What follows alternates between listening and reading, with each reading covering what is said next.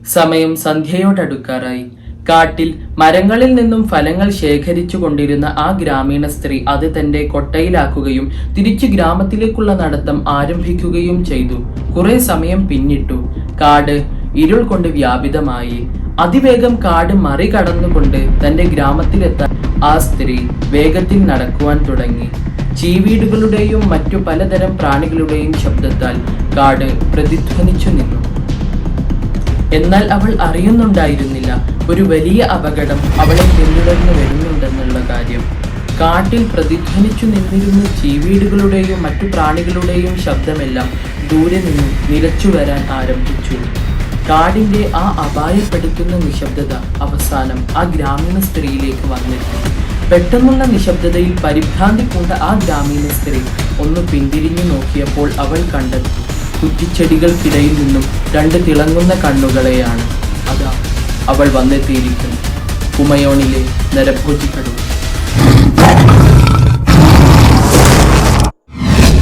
Welcome back.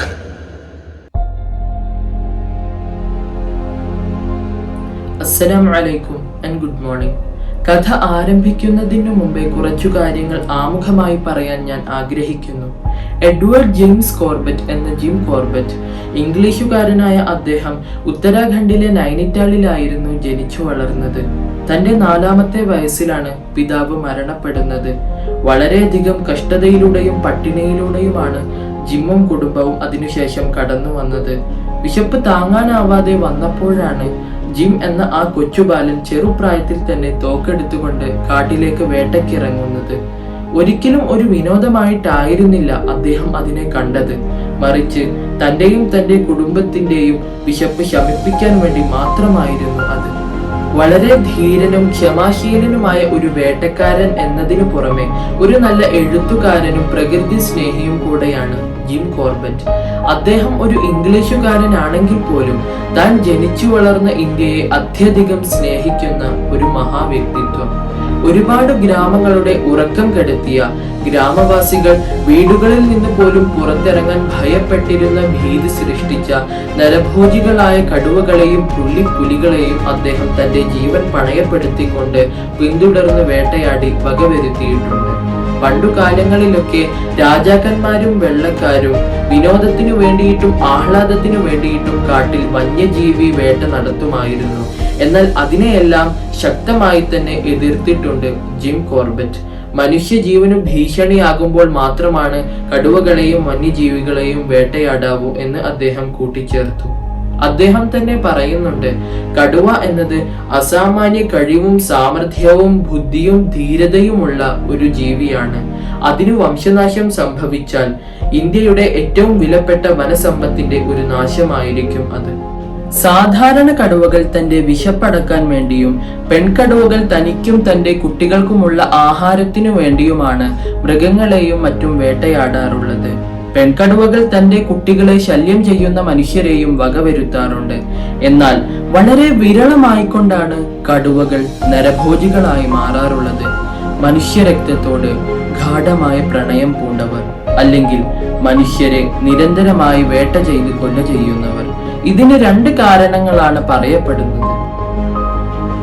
ഒന്നാമത്തെ കാരണം, മനുഷ്യരിൽ നിന്നും തനിക്കേൽക്കുന്ന പരിക്കുകൾ അത് പിന്നീട് വളർന്നു വലുതായി രോഗമായി മാറുമ്പോൾ മനുഷ്യരോടുള്ള പക അതിന് വർദ്ധിക്കുകയും അത് പിന്നീട് നരഭോജനത്തിലേക്ക് വഴിവെക്കുകയും ചെയ്യുന്നു. അതേപോലെ തന്നെ മൃഗങ്ങളെ, പ്രത്യേകിച്ച് മുള്ളൻ പന്നികളെ വേട്ടയാടുമ്പോൾ തനിക്കേൽക്കുന്ന നിരന്തരമായ പരിക്കുകൾ അത് തന്റെ ആരോഗ്യത്തെ ക്ഷയിപ്പിക്കുകയും തന്റെ വേട്ടയാടാനുള്ള കഴിവിനെ ബാധിക്കുകയും ചെയ്യുമ്പോഴാണ് അവ മനുഷ്യമാംസം ആശ്രയിക്കുന്നത്. രണ്ടാമത്തെ കാരണം എന്ന് പറയുന്നത്, വയസ്സായതു കാരണം കടുവകൾക്ക് മറ്റുള്ള മൃഗങ്ങളെ ഓടിക്കൊണ്ട് വേട്ടയാടാൻ കഴിയാതെ വരുമ്പോൾ അവ മനുഷ്യരെ ആശ്രയിക്കുന്നു എന്നതാണ്. മാനീറ്റേഴ്സ് ഓഫ് കുമയോൺ എന്ന ജിം കോർബറ്റ് രചിച്ച പുസ്തകത്തിൽ 9ഓളം കഥകളുണ്ട്. അതിൽപ്പെട്ട ദ ചമ്പാവത് മാൻ ഈറ്റർ എന്ന കഥയാണ് ഞാൻ നിങ്ങളോട് പറയാൻ പോകുന്നത്. 200ഓളം മനുഷ്യരുടെ ജീവനെടുത്ത പെൺകടുവ. ശല്യം സഹിക്കവയ്യാതെ നേപ്പാളികൾ അവരുടെ അതിർത്തിയിൽ നിന്നും ആട്ടിയോടിച്ചു വിടുകയായിരുന്നു നരഭോജിയെ. അങ്ങനെയാണ് അത് കുമയോൺ കുന്നുകളിലേക്ക് എത്തിച്ചേരുന്നത്. 1902 ഇന്ത്യയിൽ എത്തിച്ചേർന്ന ഈ കടുവ 1907 ആയപ്പോഴേക്ക് തന്നെ 200-ലധികം മനുഷ്യരെ ഇരയാക്കി തീർന്നിരുന്നു. ഏറെക്കുറെ 400-ലധികം കൊലകൾ. 3 ദിവസത്തിൽ 1 എന്ന രൂപത്തിൽ കടുവയുടെ മനുഷ്യക്കുരുതി വർദ്ധിച്ചപ്പോഴാണ് നൈനിറ്റാളിലെ ഡെപ്യൂട്ടി കമ്മീഷണർ ജിം കോർബറ്റിന്റെ അടുക്കലേക്ക് ഒരു ദൂതനെ അയക്കുന്നത്. അന്ന് 32 വയസ്സുകാരനായിരുന്ന ജിം കോർബറ്റ് ബ്രിട്ടീഷ് ഗവൺമെന്റിൽ റെയിൽവേ കരാർ ഉദ്യോഗസ്ഥനായിരുന്നു. അദ്ദേഹത്തിനു ലഭിച്ച കത്തിന്റെ ഉള്ളടക്കം ഇതായിരുന്നു: എങ്ങനെയെങ്കിലും നരഭോജിയെ വകവരുത്തണം. അദ്ദേഹം ഉടനടി തന്റെ തോക്കുമായി പുറപ്പെട്ടു. ഇതായിരുന്നു അദ്ദേഹത്തിനു ലഭിച്ച ആദ്യത്തെ നരഭോജി വേട്ടയ്ക്കുള്ള ക്ഷണം. നൈനിറ്റാളിൽ നിന്നും 50 കിലോമീറ്റർ അകലെയുള്ള അൽമോറയിൽ നിന്നും തെക്കുകിഴക്ക് 35 കിലോമീറ്റർ മാറിക്കൊണ്ട് ഗിരിജനങ്ങളുടെ ആവാസ കേന്ദ്രമായ പാലിയിലേക്കാണ് അദ്ദേഹവും സഹായികളും ഉൾപ്പെടെയുള്ള 7 അംഗ സംഘം യാത്ര പുറപ്പെടുന്നത്. കടുവ ഏറ്റവും അവസാനമായിട്ട് ഒരു സ്ത്രീയെ ആക്രമിച്ചത് അവിടെ വെച്ചായിരുന്നു. നിബിഡമായ വനപാതകളും താണ്ടിക്കൊണ്ട് ഒരാഴ്ചയ്ക്ക് ശേഷം ആ സംഘം പാലി ഗ്രാമത്ത് എത്തുകയാണ്. കുറച്ചു ദിവസങ്ങളായി വീടുകളിൽ നിന്ന് പുറത്തിറങ്ങാൻ ഭയപ്പെട്ടിരുന്ന ഗ്രാമവാസികൾ നടന്ന സംഭവങ്ങളെല്ലാം അവരോട് പറയുന്നു. ഗ്രാമത്തിൽ നിന്നും വെളിപ്പാടകലെയുള്ള കുന്നിൻ ചെരുവിൽ മരങ്ങളിൽ നിന്നും ഇലകൾ വെട്ടിയെടുക്കാൻ പോയതായിരുന്നു 20 പേരടങ്ങുന്ന സ്ത്രീകളുടെ ഒരു സംഘം. തോടിനു സമീപം ചാഞ്ഞു വളഞ്ഞു കിടന്നിരുന്ന ഒരു ഊക്കുമരത്തിൽ കയറിയായിരുന്നു അവർ ഇലകൾ പറിച്ചുകൊണ്ടിരുന്നത്. താഴെ വീണു കിടക്കുന്ന ഇലകൾ ശേഖരിക്കാൻ വേണ്ടിയിട്ട് അവരിൽ നിന്നുള്ള ഒരു സ്ത്രീ മരത്തിനു താഴേക്കിറങ്ങി. പൊടുന്നനെ തവിട്ടു നിറത്തിലുള്ള ആ കറുത്ത വരകളുള്ള ശരീരം അവൾക്കു നേരെ കുതിച്ചുകൊണ്ട് അവളുടെ കാലിൽ കടിച്ചു വലിച്ചു. ആ സ്ത്രീ പൊട്ടിക്കരഞ്ഞു. ഇത് കണ്ടുകൊണ്ടിരുന്ന മറ്റുള്ള സ്ത്രീകൾ അലമുറയിട്ടുകൊണ്ട് മരക്കൊമ്പുകൾ ഒടിച്ച് ആ കടുവയ്ക്ക് നേരെ എറിഞ്ഞ് അതിനെ ഓടിക്കാൻ ശ്രമിച്ചു. പക്ഷേ ഫലമുണ്ടായില്ല. കടുവ അവളുടെ കഴുത്തിൽ കടിയുറപ്പിച്ച് അവളെയും കൊണ്ട് പൊന്തക്കാട്ടിലേക്ക് ഓടിമറഞ്ഞു. ഗ്രാമത്തിൽ നിന്നും അലറിക്കരയുന്ന ശബ്ദം കേട്ട പുരുഷന്മാരുടെ സംഘം ഒരു നിമിഷം ആ കുന്നിൻ ചെരുവിലേക്ക് തിരിഞ്ഞു നോക്കിയപ്പോൾ അവർ കണ്ടത് ഒരു കൂട്ടം സ്ത്രീകൾ ഓടി വരുന്നതാണ്. കാര്യം മനസ്സിലാക്കിയ പുരുഷന്മാരുടെ സംഘം കയ്യിൽ ആയുധങ്ങളും ഏന്തിക്കൊണ്ട് സ്ത്രീകളോടൊപ്പം സംഭവ സ്ഥലത്തേക്ക് കുതിച്ചു. തോടിനു സമീപമുള്ള കുറ്റിക്കാടിന്റെ ഏതോ വശത്തു നിന്നും കടുവയുടെ ഘോര ഗർജനം കേൾക്കാമായിരുന്നു. സ്ത്രീയെ ആക്രമിച്ച കടുവയെ പിന്തുടർന്ന് കുറ്റിക്കാട് കടന്നു പോകുന്നത് കൂടുതൽ ആപത്ത് വിളിച്ചു വരുത്തുക മാത്രമേ ചെയ്യൂ എന്ന് മനസ്സിലാക്കിയ ആ കൂട്ടം നിരാശരായിക്കൊണ്ട് ഗ്രാമത്തിലേക്ക് മടങ്ങി. മറ്റൊരു സംഭവം, 2 സ്ത്രീകൾ കാട്ടിൽ പുല്ലരിയാൻ പോയതായിരുന്നു. പെട്ടെന്നായിരുന്നു നരഭോജിയുടെ ആക്രമണം. അവരിൽ നിന്നുള്ള ഒരാളുടെ കഴുത്തിൽ കടിമുറുക്കിക്കൊണ്ട് നരഭോജി പൊന്തക്കാട്ടിലേക്ക് പോകാൻ നിന്നു. എന്നാൽ അടുത്തുണ്ടായിരുന്ന ആക്രമിക്കപ്പെട്ട സ്ത്രീയുടെ സഹോദരി തന്റെ കയ്യിലുണ്ടായിരുന്ന അരിവാൾ ഉപയോഗിച്ചുകൊണ്ട് കടുവയുടെ നേരെ വീശി അതിനെ ആട്ടി ഓടിക്കാൻ ശ്രമിച്ചു. പക്ഷേ കടുവ കടിച്ചു പിടിച്ചിരുന്ന സ്ത്രീയെ നിലത്തിട്ടുകൊണ്ട് അവളുടെ സഹോദരിയുടെ അടുക്കലേക്ക് കുതിച്ചു. ജീവൻ സംരക്ഷിച്ചുകൊണ്ട് അവൾ ഗ്രാമത്തിലേക്ക് ഓടി രക്ഷപ്പെട്ടു. അതുമാത്രമേ അവളെ കൊണ്ട് ചെയ്യാൻ കഴിയുമായിരുന്നുള്ളൂ. ഇത് ജിം കോർബറ്റ് എത്തുന്നതിന്റെ 2 ആഴ്ച മുമ്പാണ് സംഭവിച്ചത്. മറ്റൊരു സംഭവം, ഒരു സ്ത്രീയുടെ കരച്ചിൽ കേട്ടുകൊണ്ട് ഓടിക്കൂടിയ ഗ്രാമവാസികൾ കണ്ടത് മറ്റൊരു സ്ത്രീയെ കടിച്ചു കുടഞ്ഞുകൊണ്ട് കാട്ടിലേക്ക് ഓടിമറയുന്ന നരഭോജി കടുവയെയാണ്. തൊട്ടുമുമ്പിൽ കടുവ നിൽക്കുന്നത് കണ്ടിട്ട് പേടിച്ച് വിറച്ചു പോയ ആ ഗ്രാമവാസികൾക്ക് ഒന്നും തന്നെ ചെയ്യാൻ സാധിച്ചില്ല. കഥ കേട്ട് കഴിഞ്ഞ് പിറ്റേന്ന് ജിം കോർബറ്റ് 2 സഹായികളുമായിക്കൊണ്ട് ഗ്രാമത്തിനടുത്തുള്ള വനഭാഗങ്ങളെല്ലാം അരിച്ചുപെറുക്കി പരിശോധിച്ചു. അന്വേഷണത്തിൽ നിന്നും അവർക്ക് ഒരു കാര്യം വ്യക്തമായി: കടുവ ഇപ്പോൾ പാലി പ്രദേശത്തില്ല.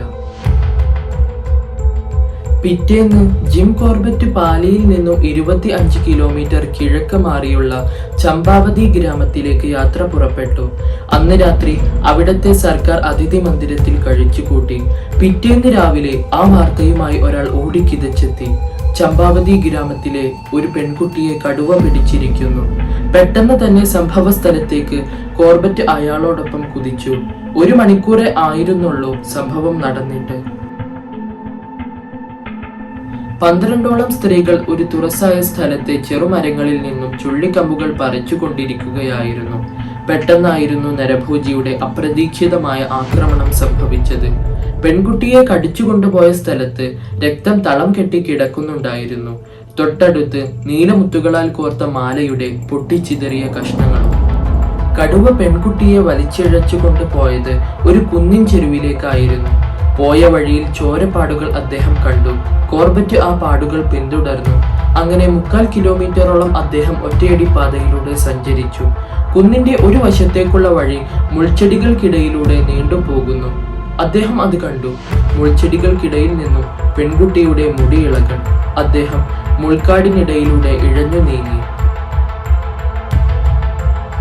ചോരപ്പാടുകളുള്ള വഴി ഇപ്പോൾ ഇടത്തോട്ട് തിരിഞ്ഞ് ചെങ്കുത്തായ മലയിറങ്ങി നേരെ താഴേക്കു നീണ്ടുകിടക്കുന്നു. നിബിഡമായ കുറ്റിക്കാടുകൾ, അതിനിടയിലൂടെ വളരെ ഇടുങ്ങിയ കുത്തനെ ഒഴുകുന്ന ഒരു വെള്ളപ്പാച്ചിൽ. വെള്ളപ്പാച്ചിലിന്റെ കരയിലൂടെ കടുവ പെൺകുട്ടിയെ വലിച്ചിഴച്ചു കൊണ്ടുപോയ പാടുകളും രക്തം വാർന്നൊഴുകി വീണ മണ്ണും കല്ലുകളും കാണുന്നുണ്ടായിരുന്നു. അരുവിയുടെ കരയിലൂടെ ജിം കോർബറ്റ് 600 അടിയോളം വീണ്ടും മുൻപോട്ട് തന്നെ നീങ്ങി. അവിടെ ഉയർന്നു നിൽക്കുന്ന ഒരു ഭീമൻ പാറ. അതിനെ ചുറ്റി വളഞ്ഞു മുൻപോട്ട് നടന്നപ്പോൾ ഇടതുവശത്തു നിന്നും ഒഴുകി വരുന്ന മറ്റൊരു അരുവി അദ്ദേഹം കണ്ടു. 2 അരുവികളും കൂടിച്ചേരുന്നിടത്ത് വെള്ളം തളം കെട്ടിക്കിടക്കുന്നു. സൂക്ഷിച്ചു നോക്കിയപ്പോൾ അദ്ദേഹം അത് കണ്ടു. വെള്ളത്തിൽ ചോര ചുവപ്പ്. വെള്ളത്തിന് ചുറ്റുമുള്ള മണ്ണിൽ കടുവയുടെ കാൽപ്പാടുകൾ കണ്ടു. താഴ്ന്നിറങ്ങുന്ന കാൽപ്പാടുകളിൽ വെള്ളം കിനിഞ്ഞിറങ്ങുന്നതേയുള്ളൂ. അവിടെ ഇവിടെ എന്ന രൂപത്തിൽ ചെറിയ അസ്ഥി കഷ്ണങ്ങൾ ചിതറിക്കിടക്കുന്നുണ്ടായിരുന്നു. പെൺകുട്ടിയെ ഭക്ഷിച്ചതിന്റെ എല്ലാ അടയാളങ്ങളും അവിടെ തന്നെ അദ്ദേഹം കണ്ടു. പെട്ടെന്ന് കോർബറ്റിന്റെ തലക്ക് മുകളിൽ 15 അടിയോളം മേലെയുള്ള മൺചട്ടിയിൽ നിന്നും അല്പം മണ്ണും ചരൽക്കല്ലുകളും താഴോട്ട് വീണു. അദ്ദേഹത്തിന് മനസ്സിലായി, കടുവ അവിടെ തന്നെയുണ്ട്. തോക്കിന്റെ കാഞ്ചിയിൽ വിരൽ വെച്ചുകൊണ്ട് അദ്ദേഹം മേലേക്കു നോക്കി.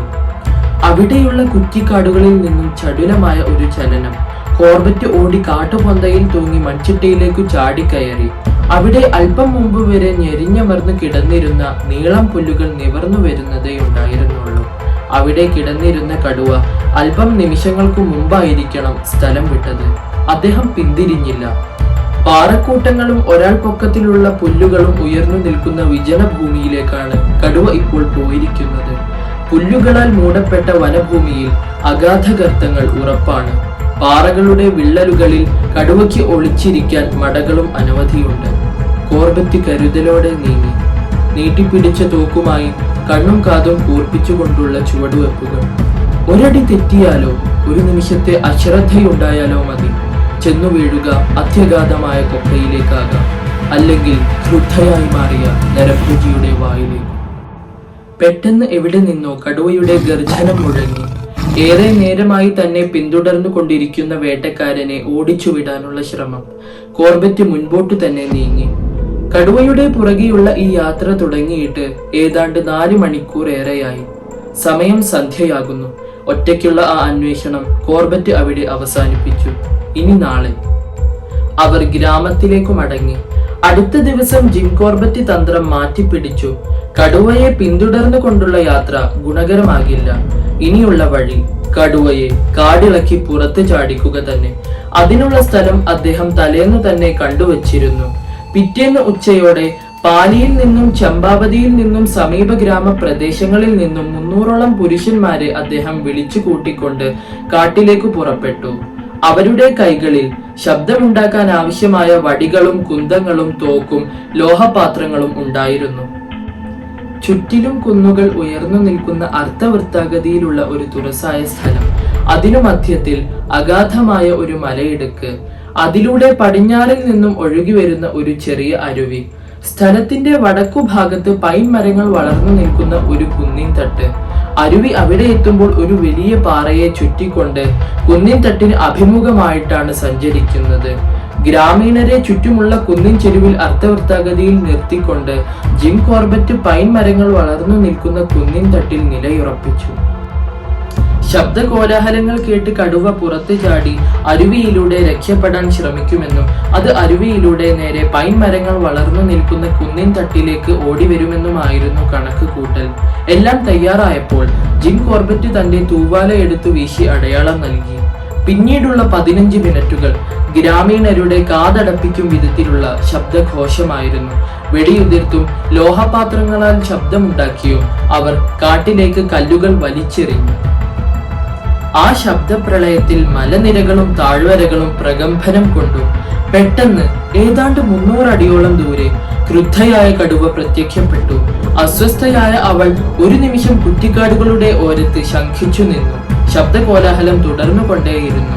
എന്നാൽ കടുവ തിരിച്ച് കാട്ടിലേക്ക് കയറാനാണ് ശ്രമിച്ചത്. പെട്ടെന്ന് കോർബറ്റ് കാഞ്ചി വലിച്ചു. അടുത്ത നിമിഷം കടുവ അരുവിയിലേക്ക് എടുത്തു ചാടി. കോർബറ്റിന് മനസ്സിലായില്ല കടുവയ്ക്ക് വെടിയേറ്റോ എന്നുള്ളത്. ഏതായാലും വീണ്ടും കാഞ്ചി വലിക്കാൻ അദ്ദേഹം തയ്യാറായിരുന്നു. കടുവ അരുവിയിലൂടെ പൈൻമരക്കുന്നിനു നേരെ തന്നെയായിരുന്നു വരുന്നത്. കോർബറ്റിന്റെ റൈഫിൾ ഒന്നുകൂടി ഗർജിച്ചു. ഒന്നു ചാടി മറിഞ്ഞ കടുവ മുൻപോട്ട് തന്നെ കുതിച്ചു. 30 ചുവടുകൾ മാത്രം. വീണ്ടും കോർബറ്റ് കാഞ്ചി വലിച്ചു. വെടിയൊച്ചയ്ക്കൊപ്പം കടുവ പിന്നോക്കം മറിയുന്നത് അദ്ദേഹം കണ്ടു. എന്നിട്ടും മുറിവ് മാരകമല്ലെന്ന് വ്യക്തം. അരുവിയിൽ നിന്നും കയറിക്കൊണ്ട് കുറ്റിക്കാടുകളും പാറകളും കടന്ന് കുന്നിൻ ചെരുവിലൂടെ കടുവ ഓടി. കോർബറ്റ് പിന്നാലെ കുതിച്ചു. അല്പം അകലെ നിന്നും കടുവയുടെ മരണവേദനയോടെയുള്ള അമരൽ കേൾക്കാമായിരുന്നു. കുറ്റിച്ചെടികൾ കടിച്ചു പറിക്കുമ്പോൾ ഉണ്ടാകുന്ന ചലനങ്ങൾ അദ്ദേഹം കണ്ടു. അരുവി കയറി ഇറങ്ങിക്കൊണ്ട് കോർബറ്റ് കടുവയുടെ പിന്നാലെ എത്തി. അരുവിയുടെ കരയിലുള്ള ഉയർന്ന പാറയുടെ ചുവട്ടിൽ കടുവയെ അദ്ദേഹം വ്യക്തമായി കണ്ടു. കടുവ ആക്രമിക്കാനുള്ള തയ്യാറെടുപ്പിലായിരുന്നു. തന്റെ ജീവൻ മരണ പോരാട്ടത്തിനുള്ള തയ്യാറെടുപ്പിൽ. ഒട്ടും തന്നെ സമയം പാഴാക്കാതെ കോർബറ്റിന്റെ വിരലുകൾ വഞ്ചിയിലമർന്നു. കടുകിട ഉന്നം തെറ്റിയില്ല. സുവർണ നിറത്തിൽ കറുപ്പു വരകളോട് കൂടെയുള്ള ആ നീണ്ട ശരീരം ഒന്ന് വിറച്ചു. അടിമുടി ഉലഞ്ഞു. പിന്നെ ചലനരഹിതമായി തീർന്നു. പൊന്തിയ പാറയിൽ മുൻകാലുകൾ നീട്ടിവെച്ച് തല ഒരു ഭാഗത്തേക്ക് ചരിച്ചു വെച്ചുകൊണ്ട് രാജകീയ പ്രൗഢിയോടെ 5 വർഷക്കാലത്തോളം തന്റെ രക്തദാഹത്തിന്റെ കുരുതിക്കളമായി തീർന്നിരുന്ന താഴ്വരയിലേക്ക് കണ്ണും നട്ടുകൊണ്ട് അവൾ അന്ത്യവിശ്രമം കൊണ്ടു. ആ 5 വർഷത്തിന് ശേഷം ആദ്യമായിട്ട് ചമ്പാവതി ഗ്രാമവാസികൾ സുഖമായി ഉറങ്ങി.